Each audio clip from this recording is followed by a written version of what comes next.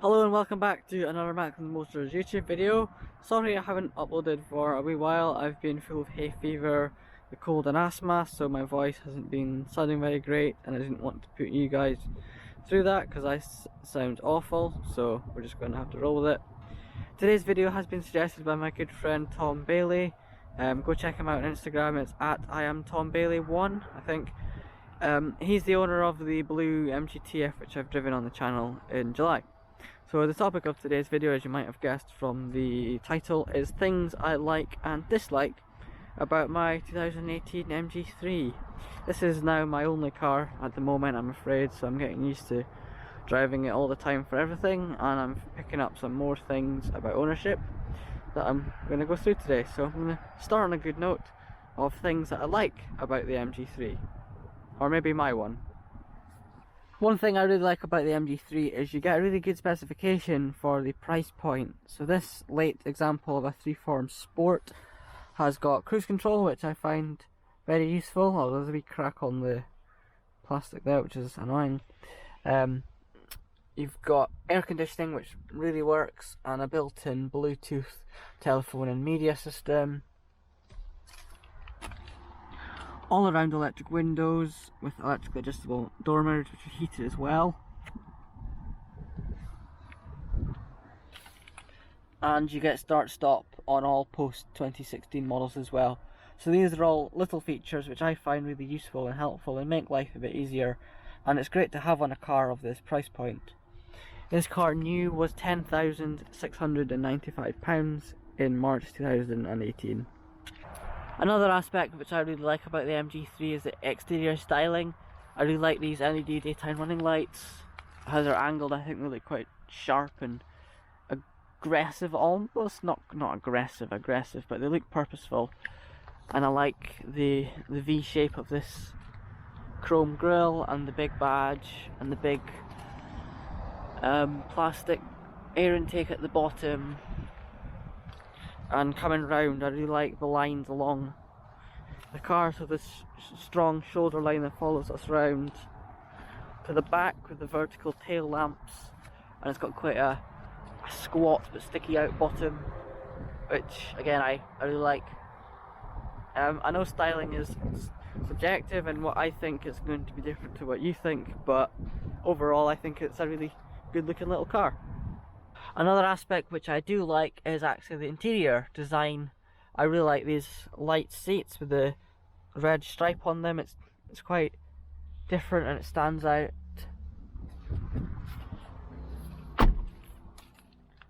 And we've got the red stitching on the steering wheel and the red detailing at the bottom of the steering wheel as well. The interior is a very comfortable place to be. I've driven this car all the way to Warwickshire with not too many problems, just a wee bit of a sore bum because the seats are quite firm, but when you're thrashing it around a B road that really helps. The ergonomics of the cabin's great actually. This door armrest is within easy reach and it's a good level, it's a good height. The steering wheel is a great size and shape, and we've got these grips that tend to do here. The gauges are right ahead of you and very well, easy to read, and visibility forward is quite good. The A-pillars are quite large, but that's just a new small car thing, but overall ergonomically the MG3 is very good inside. Rear visibility is okay, again new small car thing, but the 3 style model did have parking sensors, so that's something to look out for on the used market. Another great thing about the MG3 is that it is accepted by lots of car clubs. So for example, the MG Car Club and the Young Members branch accept the MG3 and its SIAC cars with open arms and is welcome to lots of events, and all the members are really friendly, and it's not something that you would get with, say, another new small car. So the MG badge does bring some good community along with it.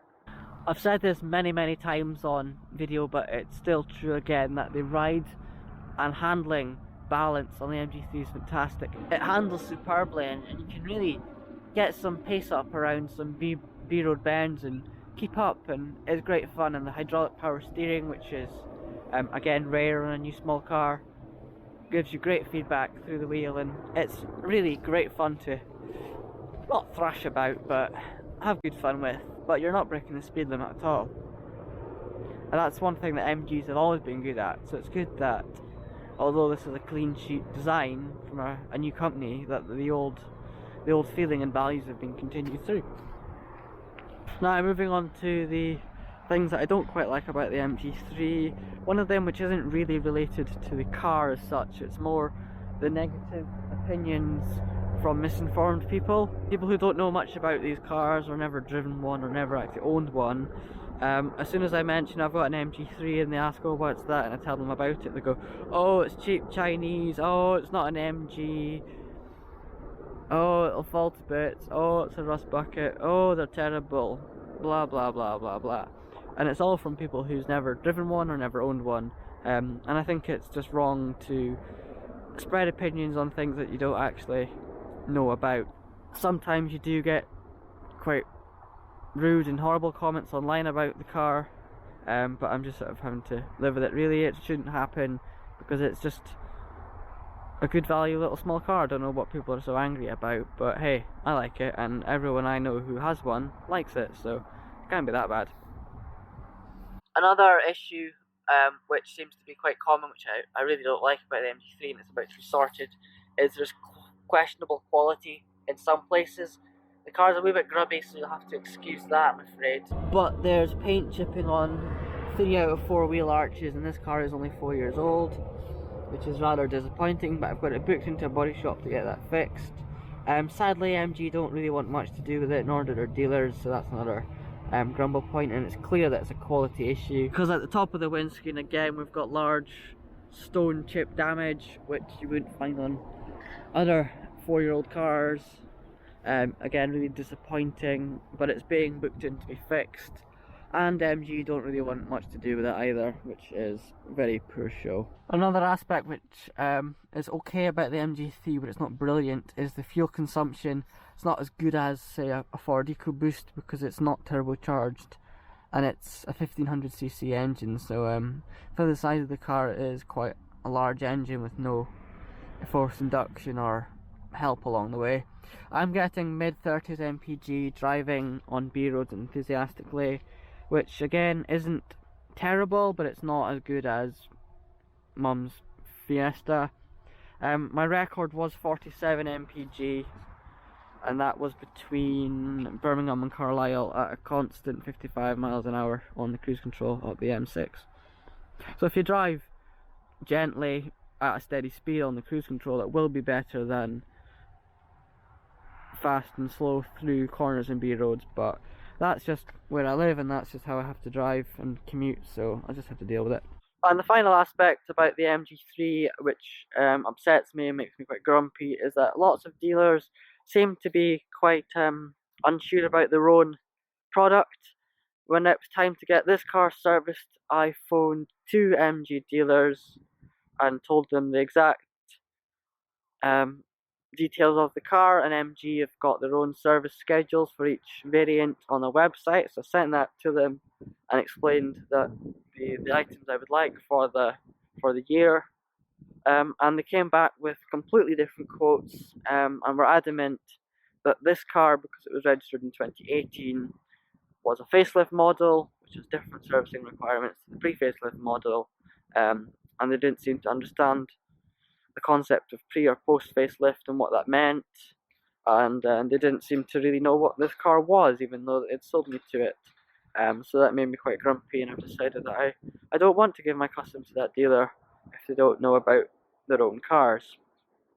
Another dealer that I contacted, that I did go with eventually, had a similar issue. I stated on the email inquiry exactly what I would like, screenshotted the bits from the website, highlighted it, put it in really plain, simple English, and they came back with 600 odd quid, and I said I don't want to buy the workshop, I just want to get it serviced, and they completely ignored my request, and I finally got there with with what I needed serviced. But there was a slight hiccup after that. So as part of the 4th year service on the start-stop MG3, it includes the coolant change, and what had happened was the coolant expansion tank on this pre-facelift is different to the post-facelift. It's a different size and shape, and they take different amounts of coolant, and the dealership, the MG dealership, didn't understand that and didn't put enough coolant in, because this appears to be a larger tank. And when I got home, the expansion tank was completely empty, and even after running it many hot and cold cycles, it just wasn't filling up. So I contacted them, and they did send more coolant out to the house to fill it up. But if I hadn't been on the ball and hadn't been checking the car as soon as I got home, I don't think many people would do that, I wouldn't have realised that, and I could have run into some serious overheating issues. If you send your car to a main dealer for a service, you really expect them to know the car more than you do, and to complete the job to an excellent standard, and you shouldn't have to check their work, but it seems that you do.